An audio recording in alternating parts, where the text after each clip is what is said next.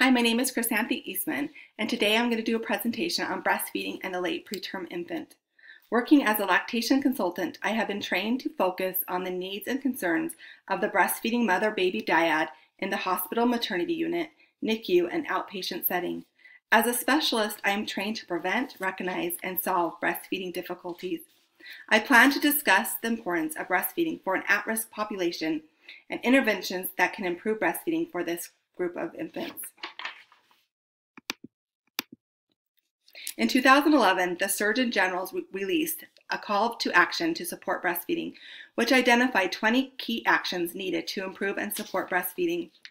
One included basic support and training in breastfeeding as a standard of care for midwives, obstetricians, family physicians, nurse practitioners, and pediatricians. Take a look at the last sentence from this quote.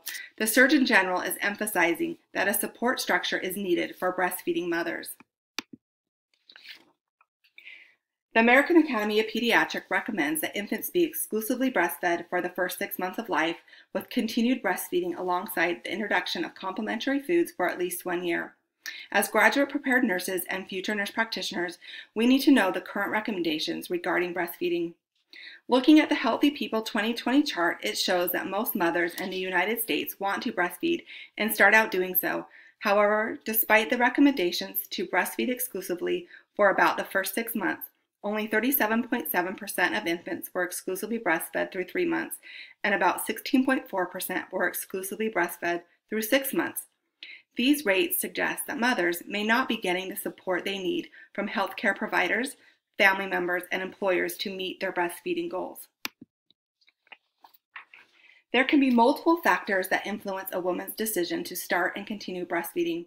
For example, this chart illustrates the differences in breastfeeding rates across various races and ethnicities. Other relevant factors include lack of knowledge about breastfeeding, unsupportive cultural and social norms, concerns about milk supply, poor family and social support, and unsupportive work and childcare environments, which make it difficult for many mothers to meet their breastfeeding goals and the goals set out in Healthy People 2020. I want to highlight some of the benefits of breastfeeding for both moms and babies to illustrate how important it is to work on protecting breastfeeding, especially as I discuss how breastfeeding relates to the late preterm infant. As you look at the slide, you can see the many benefits that breastfeeding provides for mothers. The longer and more often you breastfeed, the greater the protection to you and your child. In addition to the known short-term maternal benefits of breastfeeding, there are long-term health outcomes that include reduced risk to chronic diseases and cancer for every year of breastfeeding. Health risks to an infant not receiving breast milk have been identified as displayed on this PowerPoint. Some statistics to think about. The risk of hospitalization for lower respiratory tract infections in the first year is reduced 72% if infants are breastfed exclusively for more than 4 months. The rate of sudden infant death syndrome, SIDS, is reduced by over a third in breastfed babies. And a baby's risk of becoming an overweight child goes down with each month of breastfeeding. The benefits of breastfeeding to mama and breast milk to babe is one of the reasons I began to focus on the breastfeeding challenges facing the late preterm infants. Human milk is important for all infants, but especially among those born premature. Human milk has bioactive components that protect the preterm infant. It is important for future nurse practitioners to know the benefits of breastfeeding and breast milk for mothers and babies so we can help counsel mothers in making informed choices when it comes to their feeding goals. In July 2005, a panel of experts recommended infants born between 34 to 36 and 6-7 weeks of gestation be referred to as late preterms. This was done to stress the fact that they are really preterm and are at risk of immaturity-related medical complications. Breastfeeding has many benefits for this vulnerable population. However, large cohort studies consistently show significantly lower rates for breastfeeding initiation, duration, and exclusivity among late preterm infants. Late preterm infants account for 71% of all preterm births in the United States from 2014 to 2016. The late preterm rate rose among births to non-Hispanic white, non-Hispanic Black, and Hispanic women. I will illustrate further on in this presentation how this increase in late preterm birth rate is affecting the number of babies being breastfed. Late preterm infants are often the size as full-term infants and are often taken care of with the mother in the maternity unit. This may cause many healthcare professionals to not always give these at-risk infants the special attention, treatment, and screening they need. I often hear mothers state these babies are perfect because they sleep and don't make a fuss. Other times, the mom might tell the nurse that the baby breastfed great for 30 minutes, but when going in to observe a feed, the baby does some sucking bursts before falling asleep. These are common daily occurrences that I observe. This is why the late preterm infants are sometimes referred to as the great pretenders or imposter babies. Since late preterm infants are often cared for on the maternity unit, I found the results from both a retrospective cohort study and a population-based study significant, because it demonstrated that late preterm infants who were not admitted to the NICU after birth had the highest risk of rehospitalization. This made me realize the importance of educating the maternity unit nursing staff on late preterm infants and working on ways to support this mother-baby dyad. Why is the late preterm infant a population at risk for breastfeeding failure? I highlighted key points on the slide: feeding difficulties, excessive sleepiness, weak suck, which all can lead to breastfeeding failure. Establishing breastfeeding in this population is frequently more problematic than term infants because of their immaturity. Studies show that late preterm infants are at greater risk of not initiating breastfeeding and or exclusive breastfeeding at hospital discharge.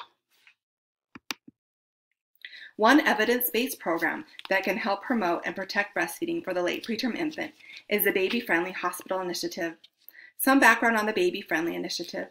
It was introduced in 1991 by the World Health Organization and UNICEF as a global effort to provide better support for breastfeeding mothers in maternity wards due to the decreasing trends and alarmingly low levels in worldwide breastfeeding rates. The Breastfeeding Hospital Initiative encourages the implementation of the 10 steps to successful breastfeeding.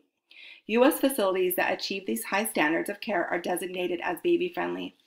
A systematic review and a meta-analysis on interventions to improve breastfeeding demonstrated that the baby-friendly hospital support interventions delivered in the healthcare setting were the most effective, 66% increase in improving any breastfeeding rates.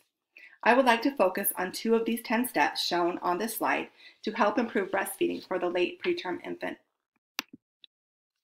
One of the 10 steps to help late preterm infants and mothers is to initiate breastfeeding within 1 hour of birth. In the hospital, we call this protecting the magical hour or the golden hour after delivery. This can be especially important for stable late preterm infants. Skin-to-skin contact keeps the infant warm, prevents crying, and allows for frequent feeding, all of which help prevent hypoglycemia. Infants interact more with their mothers, are more likely to be breastfed and to breastfeed longer and show better cardiorespiratory stability if they have early skin-to-skin contact. Clinical implications from a study demonstrated a dose-response relationship between early skin-to-skin contact and breastfeeding. Another important baby-friendly step for the late preterm infant is teaching the mother how to maintain lactation with hand expression and or pumping. Most preterm infants have weaker sucking patterns and suction pressures when compared to full-term infants. These differences make it hard for late preterm infants to suck in a regular rhythm, which is necessary for the baby to drink enough milk. The rhythmic sucking and effective milk removal also provides stimulation for the breast to make an abundant milk supply. Fortunately, late preterm infants develop stronger sucking patterns and suction pressures as they approach their expected due date. Until that time, hand expression and pumping can make a difference for most of these immature breastfeeding behaviors. The hospital I work at is working on implementing the necessary steps to be considered a baby-friendly hospital. At the upcoming skills fair, all staff will be checked off on the Skin-to-Skin Baby-Friendly initiative. The staff will be trained on where to chart that skin took place, for how long it took place, and reasons if it was not initiated. This will help us better track the implementation of this step. As you can see by the U.S. map, we have a long way to go to increase baby-friendly hospitals. One objective in the Healthy People 2020 is to increase the proportion of live births that occur in facilities that provide recommended care for lactating mothers and their babies. Another evidence-based practice that can help benefit the late preterm infant is support from a breastfeeding peer counselor and/or outpatient lactation. Late preterm infants that had a home visit or scheduled outpatient visit within 72 hours after discharge were associated with a decreased risk of rehospitalization. To promote breastfeeding, interventions should be delivered in a combination of settings, such as healthcare, home, and community. Combinations delivered at both healthcare settings and home significantly improved any breastfeeding rates by 23%. A randomized controlled trial was completed to evaluate the effectiveness of breastfeeding peer counselors in a low-income Latina population. The results from this study indicated that peer counselors working under the supervision of a lactation consultant were effective at improving breastfeeding rates at both 1 and 3 months postpartum. A recent report discussed how providing education to enhance breastfeeding support provided by WIC peer counselors for the late preterm infant breastfeeding dyad increased the peer counselors' confidence in their ability to support this dyad. As future nurse practitioners, we need to be aware of the community support that we can offer to breastfeeding mothers and babies, and referring them to WIC services and to lactation consultant outpatients as needed. I have discussed the importance of breastfeeding for both moms and babies, the at-risk population of late preterm, and the interventions that can help improve breastfeeding rates among this population. How can we track the progress? Although the breastfeeding rates are determined for all infants, the overall breastfeeding rate should increase with interventions that improve breastfeeding for the late preterm infant. Healthy People 2020 has set breastfeeding goals, and the CDC provides a yearly breastfeeding report card, which provides data on breastfeeding practices and support in all states.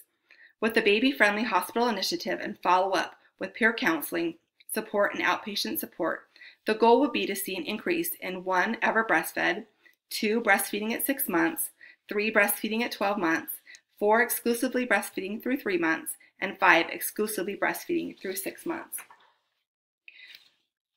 PRATS is a population-based tracking system used in Idaho, using an annual survey of new mothers regarding maternal experiences and health behaviors surrounding pregnancy. This tracking system could possibly be used to identify breastfeeding improvements after interventions for late preterm infants. The USDA's Food and Nutrition Services provide a yearly report of breastfeeding performance measurements based on program participation data and the number of partially and fully breastfed infants for each WIC state and local agency. With education to peer counselors regarding support for late preterm infants, I would expect the breastfeeding rates for WIC participants to rise. Healthcare professionals should strive to fully implement breastfeeding support for mothers of late preterm infants who intend to breastfeed, in particular in the hospital setting, optimizing breast milk expression and skin-to-skin care. It is important to have follow-up support in the community, such as WIC peer counselors or community outpatient lactation support, to help these mother-baby dyads reach their breastfeeding goals and receive the benefits of breastfeeding and breast milk. A quote by Dr. Ruth Peterson, director of the CDC Division of Nutrition, states, "Breastfeeding provides unmatched health benefits for babies and mothers. It is the clinical gold standard for infant feeding and nutrition. With breast milk uniquely tailored to meet the health needs of a growing baby, we must do more to create supportive and safe environments for mothers who choose to breastfeed." And here's a reference slide for the studies I used and the information I got from this report. Thanks.